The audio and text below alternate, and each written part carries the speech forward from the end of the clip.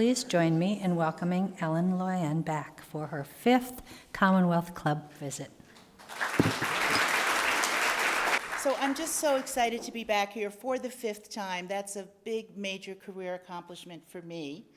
And now to be back with my book and as a best-selling author, it's just a dream come true. The greatest thing you can do for your personal brand is to live your life with a spirit of gratitude. And one of my mentors, some of you may know her, Lynn Twist, her big line is, "What you appreciate appreciates." And that is so important to your personal brand. And I'm here today to have you fall in love with yourself and what you've got of value to offer the world. And that's what my work is all about. Personal branding is what you're known for, what you're known as, and what you're known for knowing. My first question of this audience is, raise your hand if you already have a personal brand. Raise your hand high if you have a personal brand. I'm here to tell you that each and every one of you has a personal brand, because when we hear your name, several perceptions automatically come to mind. But are they the perceptions you would choose us to have? You do not want to be branded by default. You want to intentionally take hold of your brand and manage the perceptions that the world has of you. This slide is branding at a glance, and what is shown on here is the word brand right in the middle. And underneath the word brand are the words emotional connection. And the reason why those words emotional connection are so important to building your personal brand is because brands are felt. We feel your brand, or we don't. And then you'll see differentiation. That's another very important component. You may not think you have a personal brand that's very distinctive or different, but you do, because you are unique. I love to talk about the 3 sources of power. The 3 sources of power have so much to do with branding, so let me explain why. This first source of power that you see is the formal authority. The next one's persuasion, and that's the application of logic and evidence to influence others.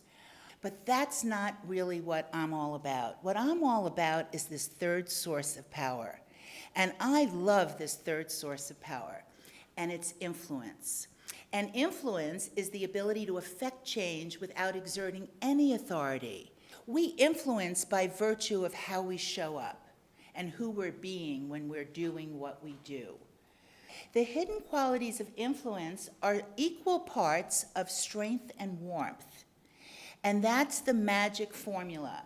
So the way I approach branding is more about that. It's not that it's not important what your job is and what you do and the benefits that you provide, but it's equally, if not more important, to be that person you feel good being and that other people like to be around when you do what you do.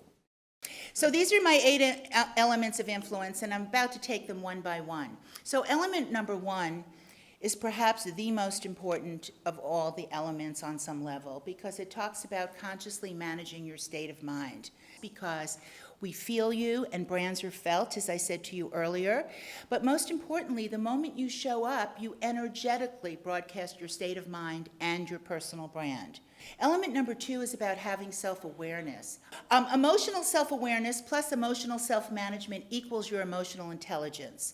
And a lot of my work is based on the work of Daniel Goleman, the father of emotional intelligence.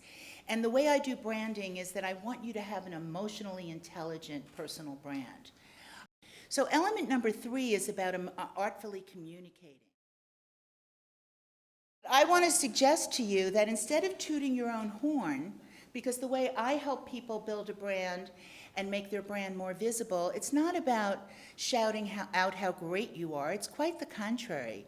It's about what is your contribution to your company's bottom line. So how much is your talent and value worth, and how long has it taken you to accrue all of it? Thank you very, very much. Appreciate your time.